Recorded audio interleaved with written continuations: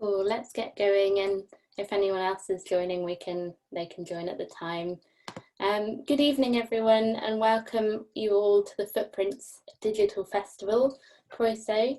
Thank you for joining us for tonight's talk on reducing food waste and moving towards a sustainable food future. We are providing simultaneous translation into Welsh this evening. If you'd like to access this, then all you need to do is click the interpretation button at the bottom of your screen and click Welsh. We're just going to hold a short test now. So, testing. Good evening. We are making sure that the translation function is working, and we're really looking forward to tonight's discussion. And that's all good. Fantastic. Just to let you know, you can submit a question for our panellists at any time using the Q&A button. And we'll have about 10 to 15 minutes for questions and answers at the end. I think the instructions have just gone in the chat as well. So we're going to start by introducing our panellists and asking them to talk a little bit about their work. So my name's Costello. I'm really passionate about creating a better food system, particularly through local action.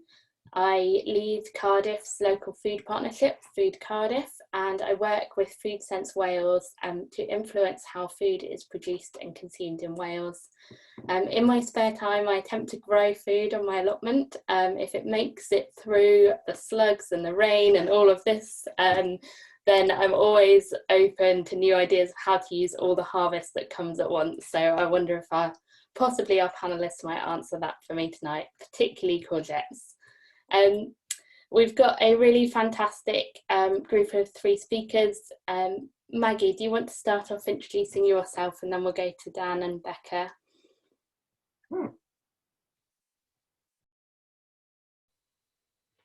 Good evening, everyone. Masweta, I think that's what I'm supposed to be saying. How are you all?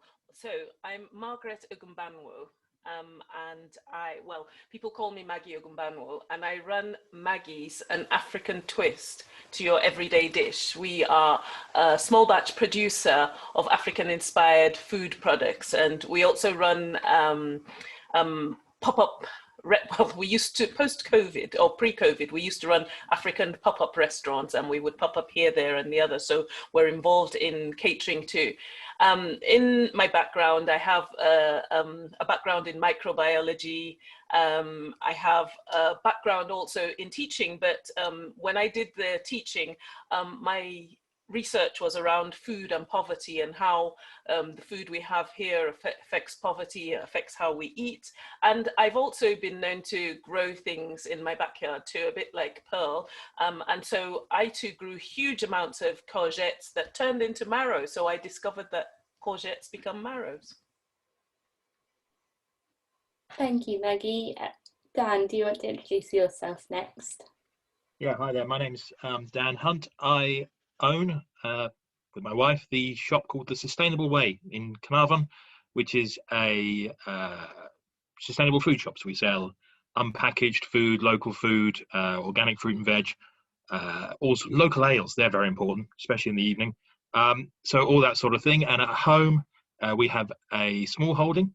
So we grow some fruit and veg. We have chickens, and a couple of sheep, and a couple of very unproductive, not very sustainable small horses, but at least we get a good supply of manure from them.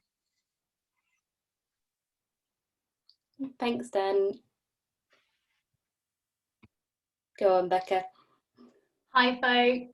Lovely to be speaking with all of you today. I'm Becca. I'm from Green Squirrel, and we are a community interest company based in South Wales.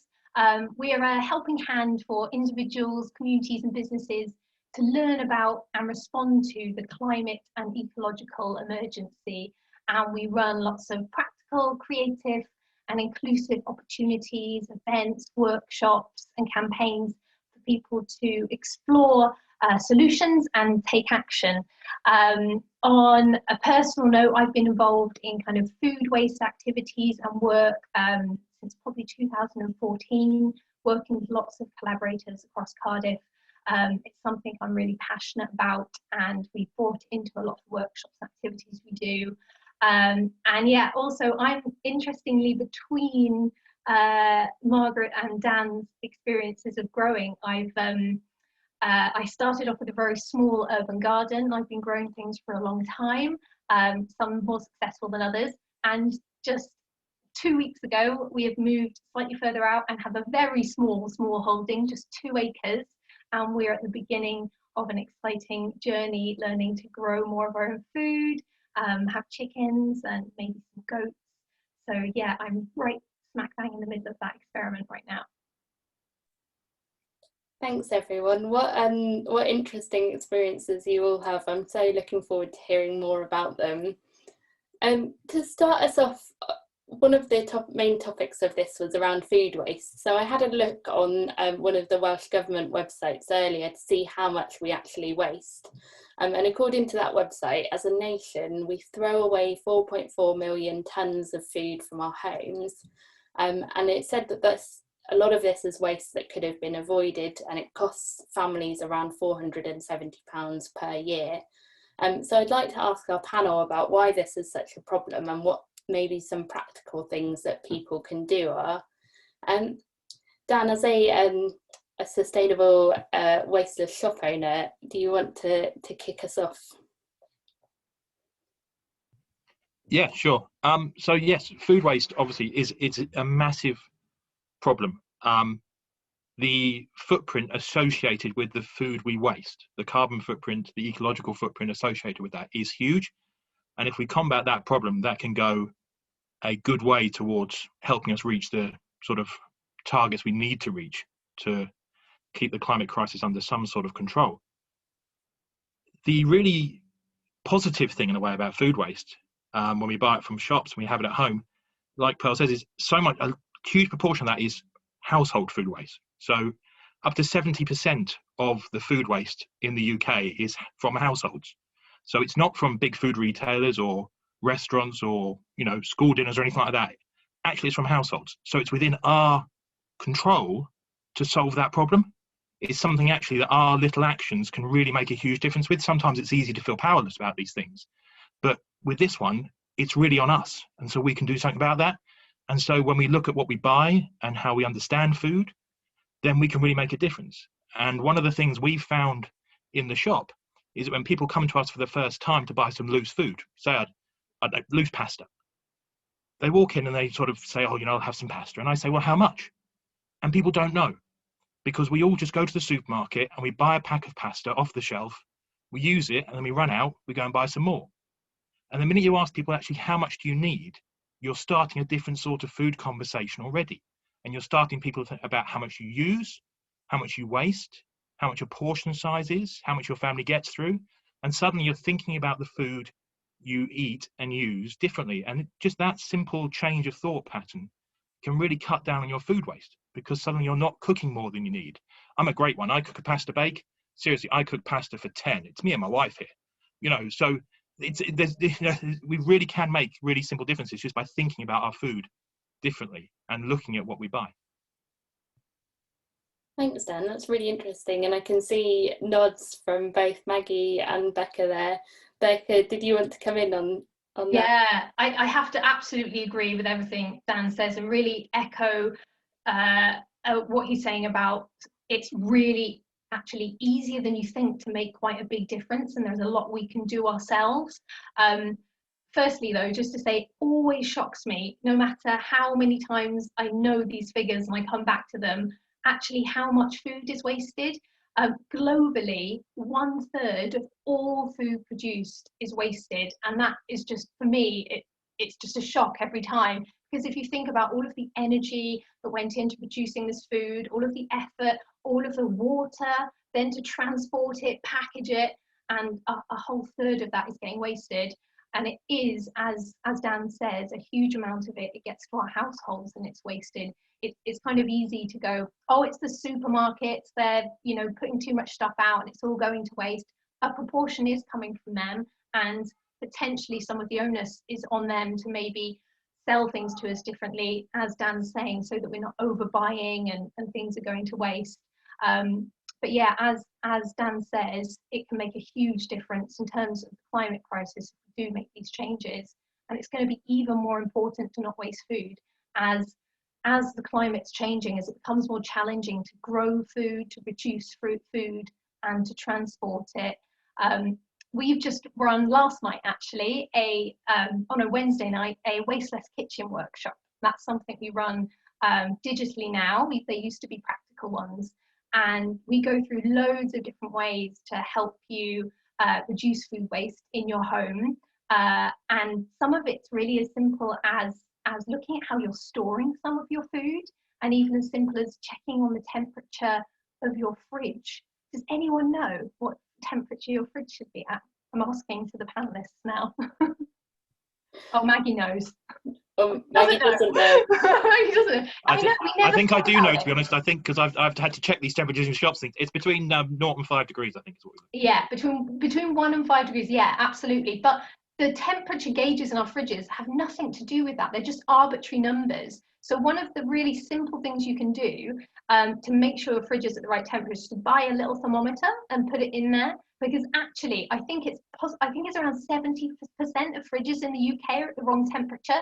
And if they're too warm or too cold, both of those are going to make you waste food because things are going to go off or freeze at the back. So there's things like that. But we go through a lot of food waste hacks and looking at the things that are wasted the most, things like bread and bananas and citrus fruit. But I'll let someone else chat now, but I'm totally up for chatting about some really practical things that we can do, and I've got some good ideas for little like recipes and things, which I'm sure Maggie does too. Oh, nice. Thank you, Becca. And interestingly, that fridge tip was one that I figured out the other day, because mine goes from 1 to 5, but I assumed that 1 was the coldest because that was the lowest temperature and 5 was the highest, and it was completely the opposite way around. Yeah. So good to know. But yes, Maggie, I was actually having a look at your website earlier and seeing some fantastic recipes on that. I couldn't imagine wasting any of them, to be fair, but do you have any top tips for people on how to reduce food waste? My mind is buzzing because I have 2 backgrounds. I was brought up in Nigeria, and we saw a lot of there wasn't as much food waste as I've experienced living here, because there was a lot of poverty. In fact, there was my mother, my grandmother, if you wasted food, if you took more food than you could eat and you sat at the table, you would be made to sit there till you finished the food. So we were brought up with the idea of not wasting. So I cook food, and I don't cook food with waste. And I think I agree with Becca that there are so many simple tips. Just this week, I saw a recipe for banana peel salad. I'm like, are you kidding me? There is something you can do with banana peel. I haven't looked at it yet, but what I find is that it's what people don't know, because they don't know about foods. That's why there's a lot of food waste. I watch people sometime cutting off the ends, some part of their spring onions, and throwing away a huge part of it. I'm like, there is no part of that spring onion you can't use. In fact, when you cut off the little stalk at the end, put it in soil and it'll grow again. So they're simple tips like that. A lot of maybe the background I come from, you go into our households and there are loads of freezers, and that's because we will buy food in bulk, but we will freeze. We will cook food in bulk and we will freeze and bring out when we want. And I teach, as part of the food and poverty and health, that you can cook food in bulk, it will save your time, and you can put it in the freezer in portions and bring it out in portions as you need. I think people go to the shops and, like Dan was saying, they buy huge quantities, a packet of this, a packet of that. Well, when I was growing up, we had these market stalls where you went and you asked for an amount. And I'm just going to mention here that cookery books are actually quite useful. And I'm mentioning that, not that you all know, but I'm launching a cookery book, and I'll talk more about that. But cookery books tell you, this is for 4 people, this is for 8 people. So only buy what you need. But the only way you can do that generally is if you go to shops like Sustainable Way, because in the shops you have to buy them in the package sizes that they give us. Thanks, Maggie, and I look forward to hearing more about the cookbook in a bit as well. Dan, did you want to add something there? Yeah, just another 2 sort of tips around that, really simple ones coming from a retailer background, is firstly, knowing the difference between use by dates and best before dates. Use by dates are, you know, a safety thing. You shouldn't use the product before that.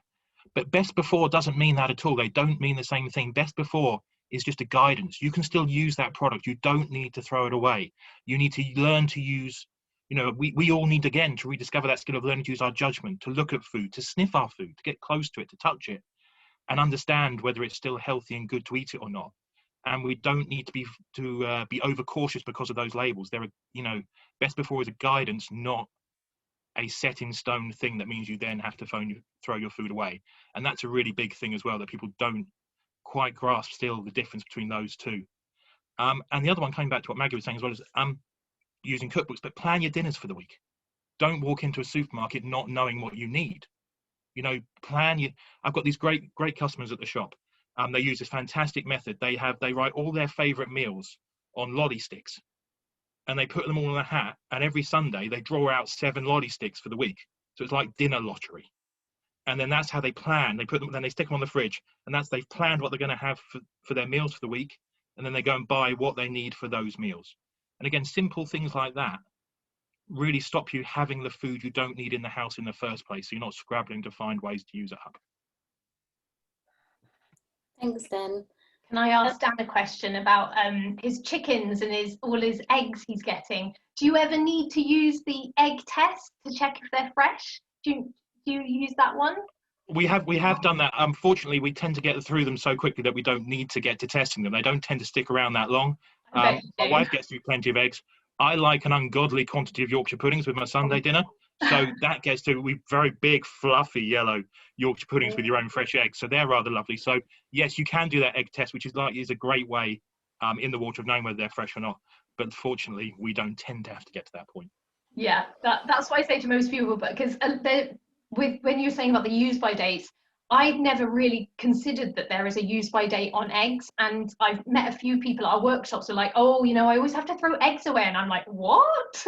I never throw eggs away, because I do use them a lot, I guess, but actually people were looking at that date and thinking, okay, well, they're gone now, but if they use the test, so what we're talking about is a bowl of water, and if your egg floats to the top, that's not a good egg to use, but if it's in the bottom, it's fine. I always say to people that no chicken has ever produced an egg that's got a date stamped on it. Exactly. It's so strange, you know. It's a really bizarre thing. And sorry, if you don't mind, Pearl, I was going to mention a few things that Maggie was talking about, using the freezer a lot. We talk about using the freezer a lot in our workshops, and something I've learned over sort of the time looking at food waste is that you can freeze things that you didn't ever think you could freeze. Like, you can grate cheese and freeze it. You can freeze tofu. I've always got ends of bread in the freezer that I use to blitz up into breadcrumbs to make dips with, or put on top of food, or use for croutons. And I'll even chuck like a bag of spinach in the fridge and then pop it out and dump it into soups and stews.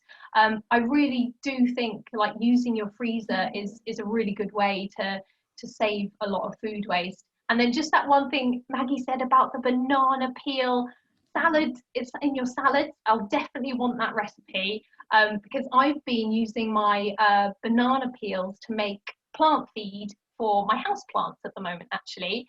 That's a really simple, easy thing. And I'm sure we can share out, I've got a little video of that, we can share that out in a follow-up email maybe.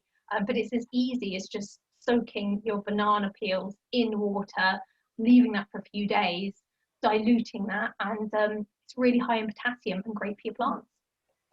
That sounds great. Maggie, did you have something around the egg test or something similar? Yeah, I had a number of things that both Dan and Becca mentioned. So as far as the egg test is concerned, one of the things that I would say that I learnt very young was that when you have these eggs and you're breaking them to use in baking and all, if you're not sure that what the quality of the eggs is, break one egg at a time into a teacup before you put it into your bowl, because you can waste them if you're breaking them all into the same bowl, and then you come upon a bad egg. That just messes up all the others. So that's a simple tip there. So Dan talked about best before and my microbiology hat came on. So the thing about best before is something called spoilage. And I think I wanted to stress this a bit. I think, like Dan said, we know when things are spoiled, and best before is an indication of spoilage. So if you can't smell it, if it doesn't taste, if it doesn't smell bad, if it doesn't look bad, if it doesn't have things growing out of it, then that's where it comes under best before. And it is a thing that people should work with. The other thing Dan said that I really like, and I do this a lot, I've always done this, but I do this for people as well, is a menu plan. In fact, I tell people a 30-day menu plan. I've done that for a few of my friends. So like Dan says, you know what you're going to, you know what you're going to eat, and your menu plan is not just based on random recipes. I love the stick, and the choice is based on the best meals that that the family like. And to be honest with you, if you do that for 30 days and then you start again, you're not bored with eating the same thing over and over again, and therefore you waste it. You're looking forward to something new. Becca, you talked about ends of bread.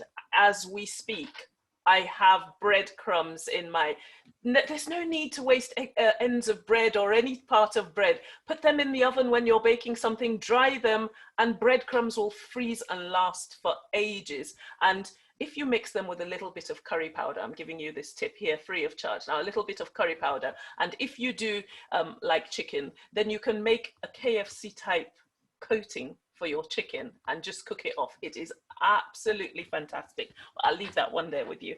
And the final thing I wanted to make comment about was the spinach. I love that you say you freeze spinach. You can freeze all kinds of green veg, and they are so good for us. One of the issues at the moment is COVID has to come into this. So underlying issues is one of the problems with COVID for people. And if we ate differently, it would really help to sustain our health long term. And green vegetables are really good for this. So again, it's about knowing what to cook, knowing the recipes to cook. So you said, Becca, that you add spinach to soups and stews, but there are so many recipes that are spinach based and are kale based and are green vegetable based that are really yummy.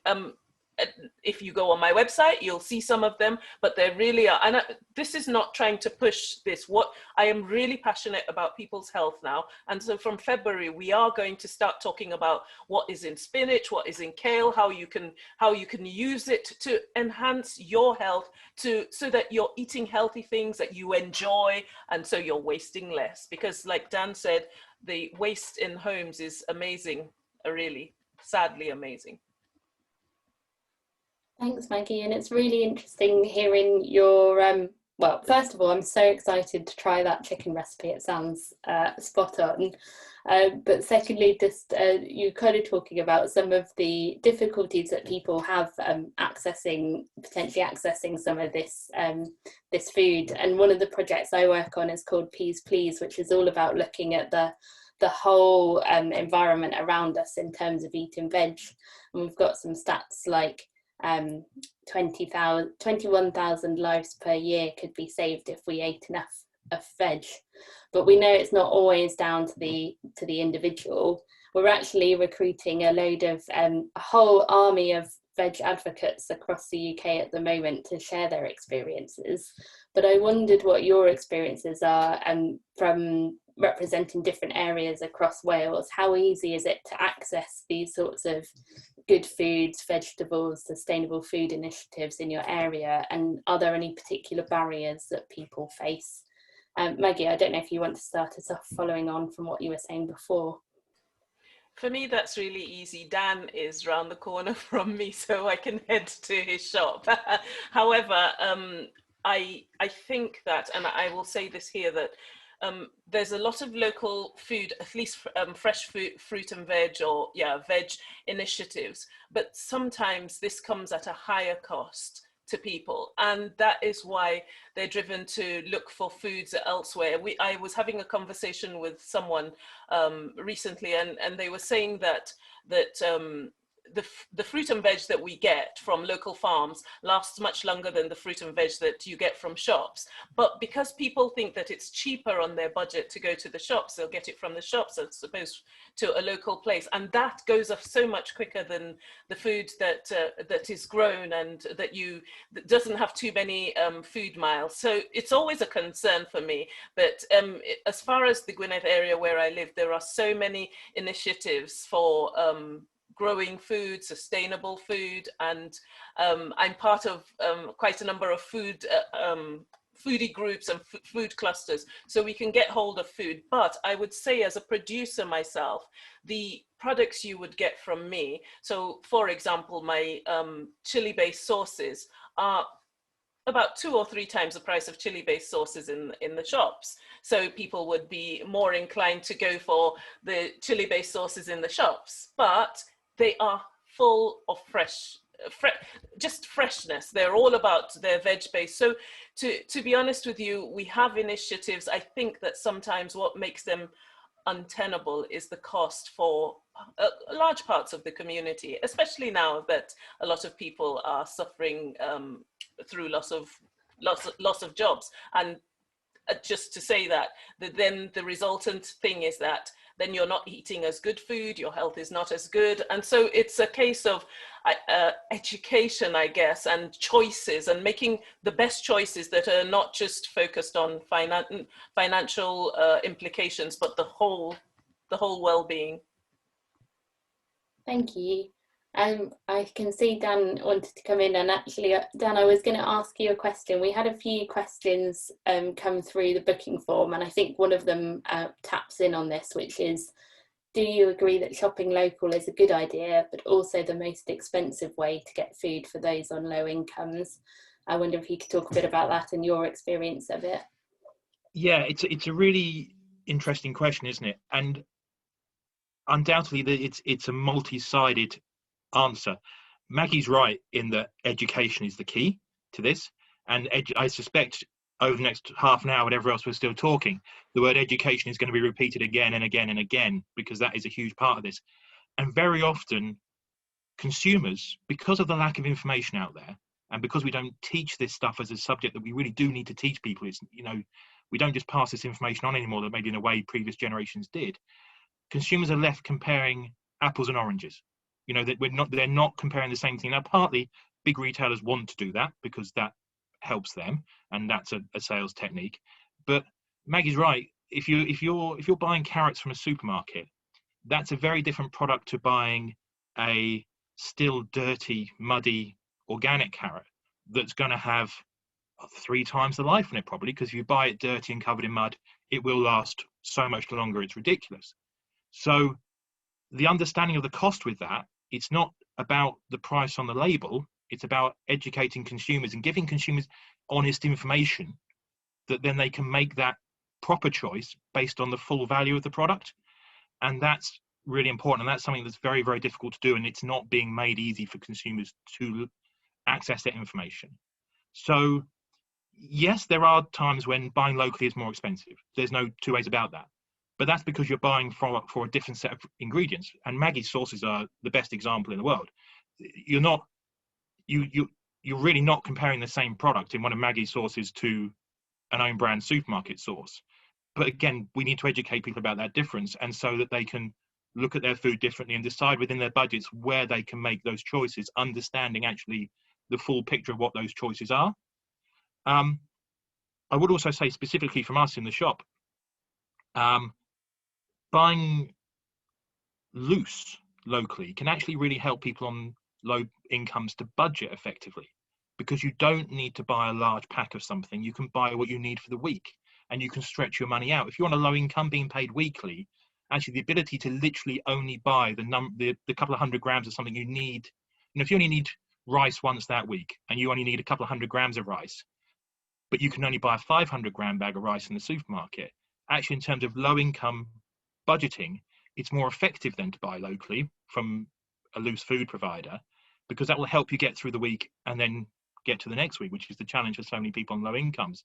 I know there's a community group in Ymynwch who are really looking at this. They started off as a support service and advice service of people, filling out forms for benefits and support and things, but they've moved into wanting to provide loose food and basics for people on individuals, literally like individual portions of sugar, individual, people being able to buy individual numbers of tea bags or individual number of toilet rolls, because for their people who they're helping, who are really struggling financially on low incomes, that's a really effective way of helping them get through the week.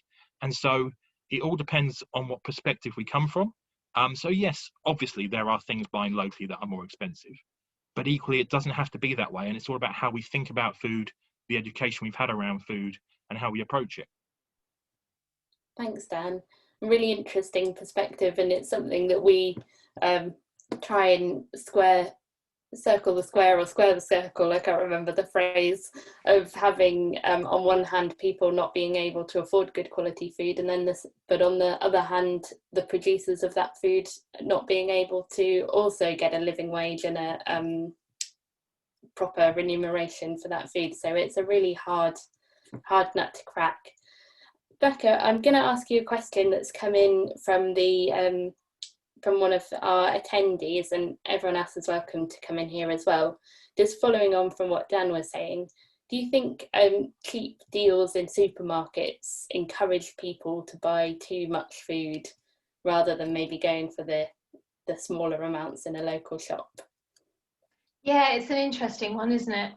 Obviously there are lots of deals out there that encourage you to buy more than you need. I guess it's then sort of what you do with it when you get home, because you could go, oh, I can buy double the amount of this thing that I needed, but actually, do you know what, I can portion that up, blanch it, put it in the freezer, and then for the rest of the week, month, however long, I've got those portions. So it comes back to what Maggie and Dan have been saying about planning, and if that deal and thing in the supermarket is part of your plan, it's when that thing becomes just a kind of, oh, well, I only need this amount, but it's just as cheap to buy double the amount. You end up with more than you need, and maybe not the time or the planning to do something with that. So I guess it's part of it, but and it's part of something we can solve ourselves. And I do hope it's something the supermarkets will respond to. You can see that they're starting to make changes, hopefully starting to offer more loose fruit and veg, because that's something our community are really concerned with, is all of the packaging that comes with it as well. That's a different part of the waste stream as well. But I was going to mention something that Dan was saying that we are going to keep mentioning, which is education.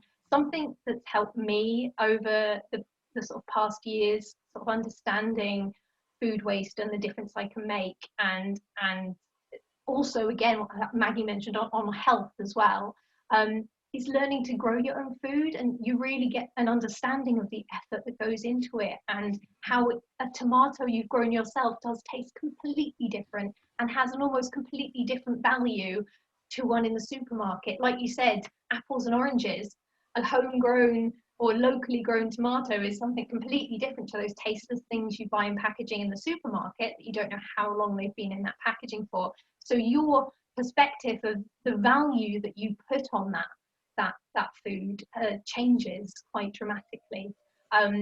Yeah, loads of great initiatives going on in Cardiff. I'm sure Pearl realises there's too many to mention, but there's a really nice thing that's happened since lockdown in our area in Slot. A local group of people, some young people, saw a kind of need for a local food co-op, and they are now providing, they're called Slow Down Food Co-op, and they're providing £3 or free for people that need it veg boxes every Wednesday, huge big veg box, and also sort of like pulses and beans, and in sort of weighed out amounts as well. I really think a lot of sort of businesses and people and communities are kind of stepping up to find their own solutions to this part of the crisis. Thanks, Becca. I think there is so much energy and excitement around people just cracking on and doing things for themselves. I've got another question that's come in that I'm going to ask Maggie. Someone said that they try and use everything in the fridge. They use the sniff test. They're on it in terms of food waste, but they've actually got a housemate who wastes quite a lot of food. They throw away food without even thinking, then fill up the fridge again. And this person, they really want to influence their housemate, but don't want to come across as preachy and, you know, all of these house share dynamics and so on. So Maggie, I was wondering if you could answer that one. That's a really good one. You know where they say about the Starbucks test, if you, in the days when we could go out, you work out how much you spent on a takeout coffee as opposed to how much having coffee at home would cost you. Sometimes when people see the actual difference, it's like, this is my money going down the drain.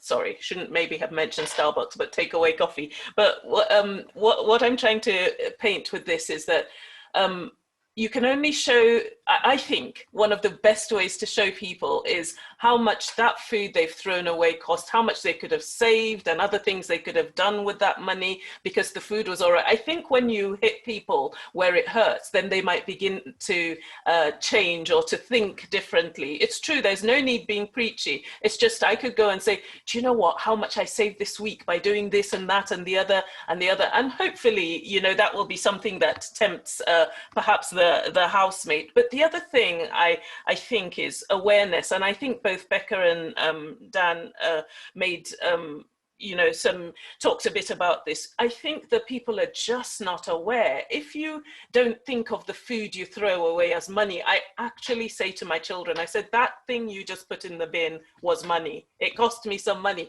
But I don't think people think of waste as their potential money. That could have provided for part of your holiday. It could have provided for something for you, for your children. It could have provided food for someone else, you know.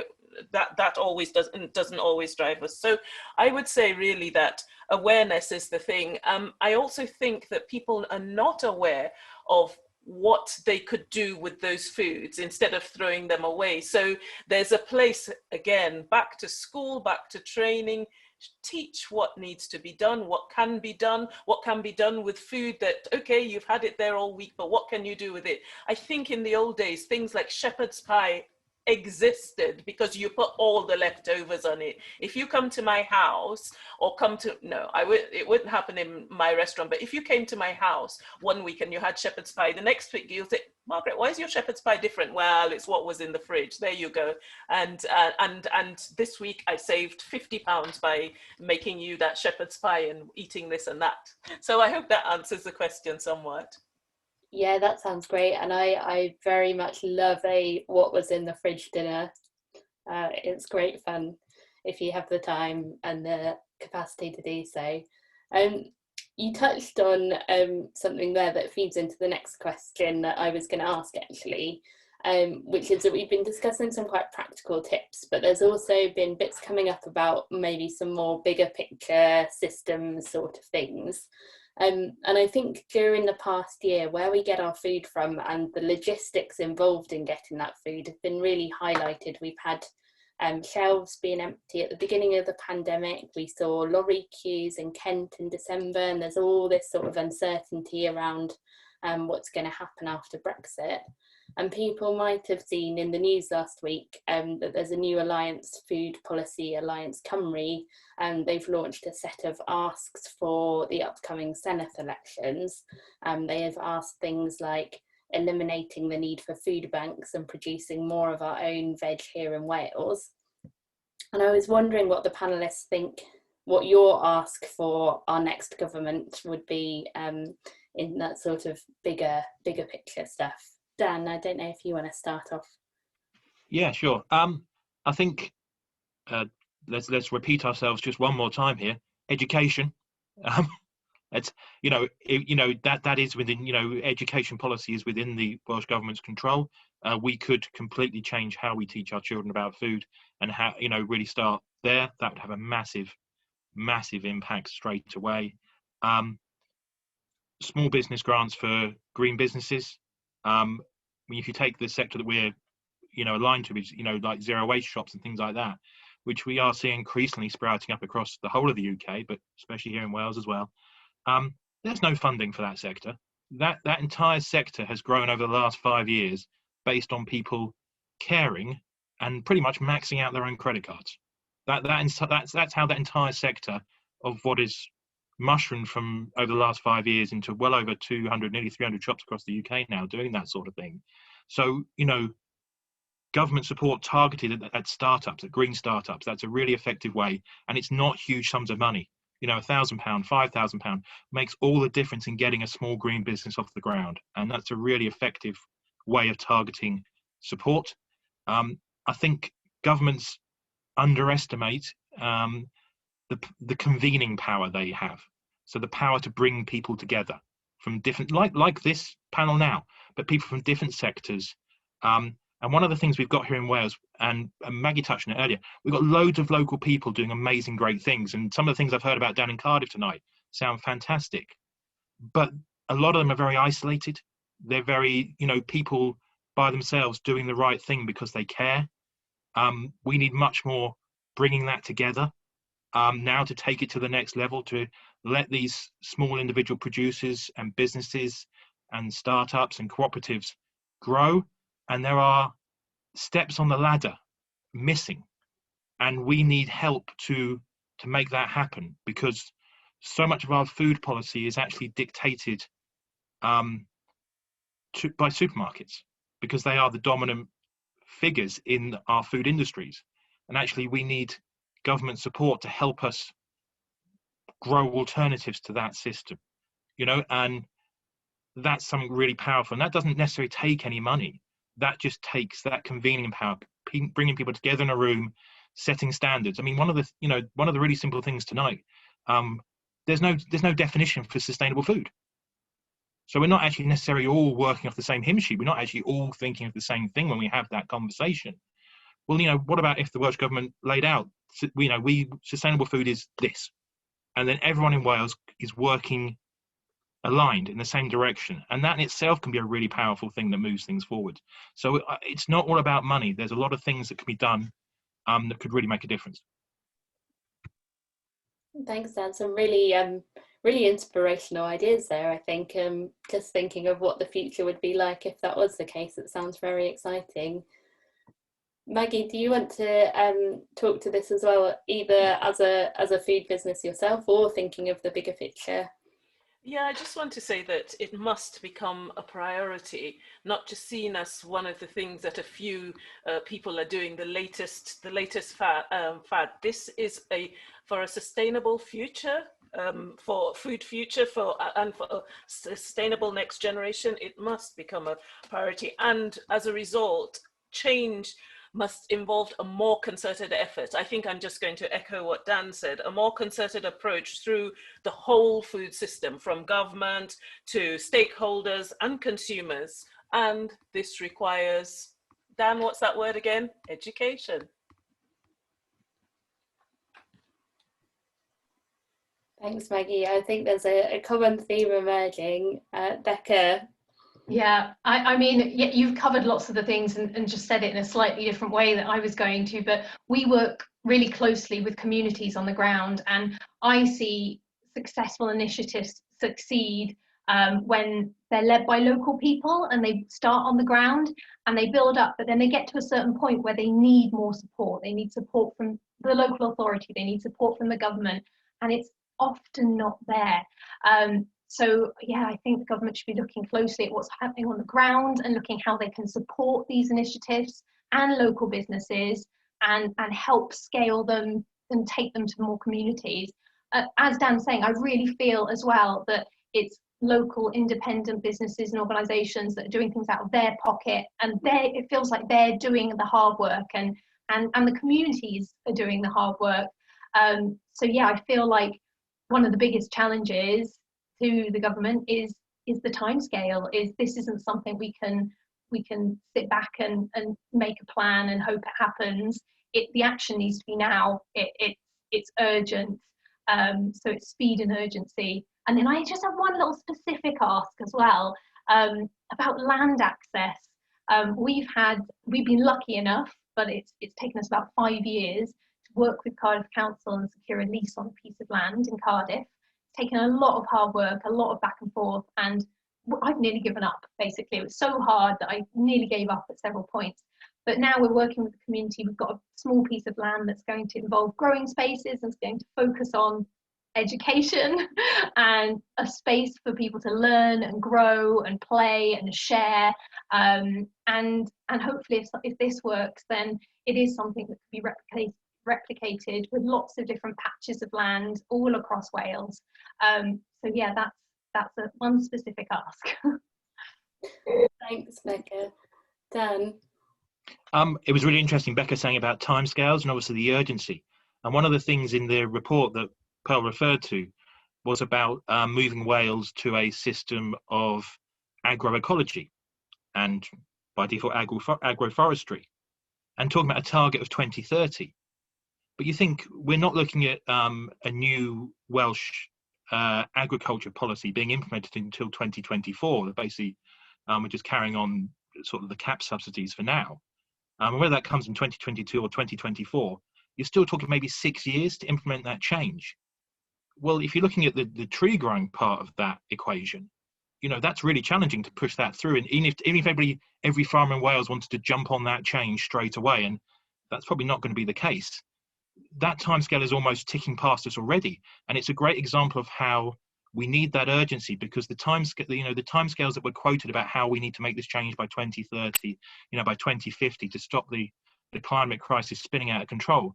Actually, these dates aren't very far away. They are on us already. And some of the changes, the big systemic changes we need to make, have a long lead in time.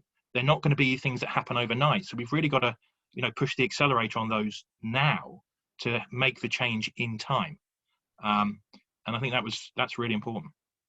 Yeah, that's a really good point. And it's made me think about kind of some of the inspiring things that young people have been doing around the climate crisis in the last few years. Do you think there's an opportunity with the fact that 16 and 17-year-olds are going to be able to vote in the next Senate elections, whether young people will have a chance to influence these sorts of things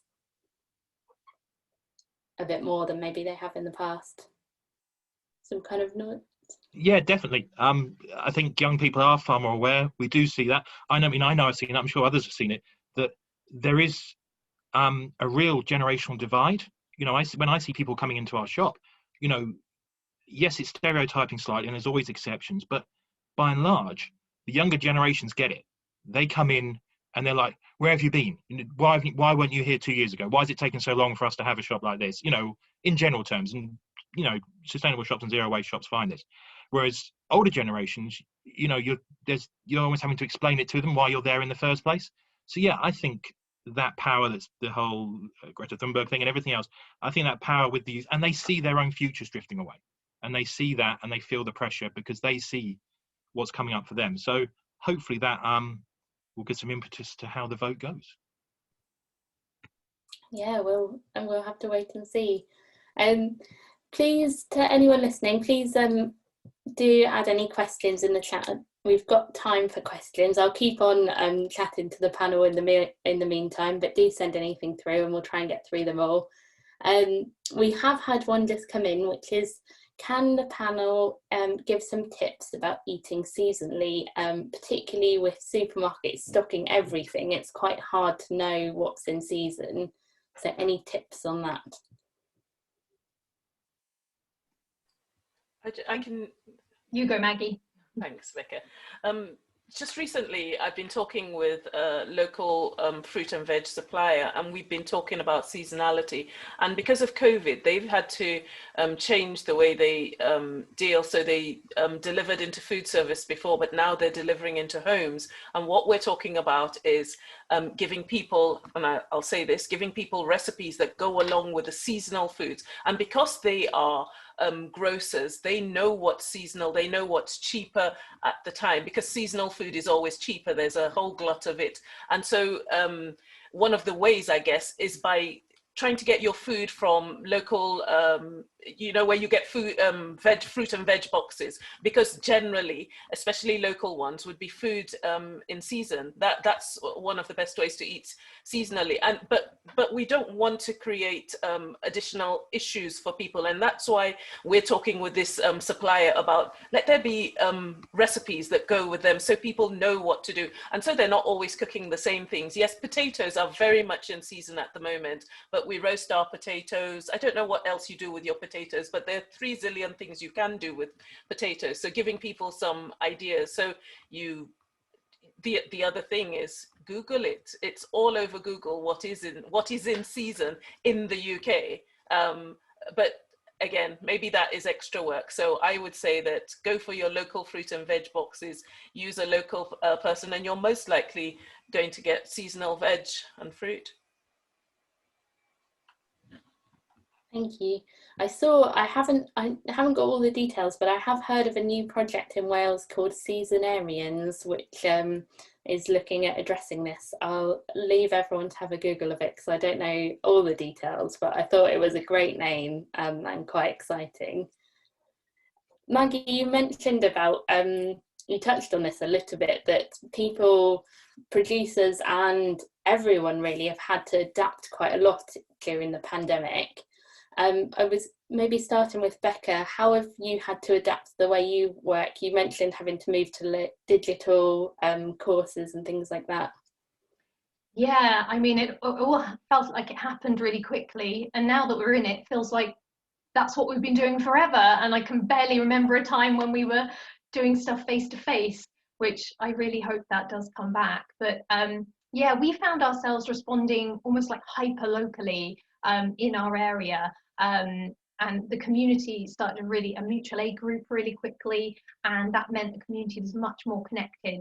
So one of the things we did that was super popular, and we actually, as you know, adapted it to happen throughout Cardiff, is we made some seed sowing kits and delivered them door to door and had a collection point for other people to collect them. And that was so popular that we ended up turning it into an initiative across Cardiff called Stay Home, Grow Your Own. And we produced lots of resources. We worked with Bute Park Plant Nursery and grew vegetable seedlings. And these got distributed all across Cardiff with the help of lots of partners, community gardens, growing groups, the Edible Cardiff Network. And people could also join virtual grow-alongs, which are they turned out so fun. We're just going to continue those forever now, regardless of what happens. So we're going to have seasonal virtual grow-alongs where people can just pop in and share their skills. We have a topic each time, and we had tours around people's urban gardens, and we've had seed saving and recipe sharing, and it's just a really nice way to connect digitally whilst we can't get together and grow things. But that was really popular because people started to want to grow their own food more. I guess the other thing that was a real opportunity during lockdown was collaborating with more groups, because everything felt like everyone needed to pull together. It seems that more people wanted to share their resources and make sure they were reaching people that were needed. So we've had a lot more sort of local collaborations, which has been really lovely. Yeah, I definitely echo that as well. I think I'm obviously biased, but it's been really nice to be able to use our local food partnership and make that kind of even bigger and work together even more across the city. Dan, I guess it must have been a really a big challenge running your business during the pandemic. Have you had to adapt quite a lot? Yeah, I mean, we had to, before the pandemic, we were a self-serve business for our loose stuff. So customers would come in and dispense their own loose food. And obviously we're now in a world where we can't have lots of people touching scoops and handles and scales and bags and everything. So we've had to move to a world whereby we do the serving for people. So that was a big physical, obvious change that we had to make straight away. We weren't doing home delivery, and we've started doing that because that let us reach out to people in the community who needed some support. And that's been so popular that will now carry on, and we'll keep doing that. But also we found that by shopping the way people do with us, which is slightly slower. It takes more time. You're making decisions about how much you need of stuff. That slowing down gave people a chance to talk, gives people a chance to talk. And through this crisis, that's been really important, because there's been people who maybe, possibly unfortunately for them, this is the only human face they interact with on a given day. You know, I might be the only human being they speak to face. And so that ability to have that conversation with somebody, to talk about how they are, to talk about meaningless stuff, to have a laugh, actually has felt surprisingly and amazingly powerful. And I think that's been something really fantastic that's come out of this, and something we can take forward, which is that if you just slow down that little bit, just take the pace off a little bit, we can have these really great interactions that actually add to our lives. And I definitely don't want to lose that after all this is over. I think that's been something wonderful. Yeah, definitely. It's a really interesting perspective on it, despite the challenges. Maggie, what about you? How has your last, what has it been now? Almost a year. Wouldn't believe it.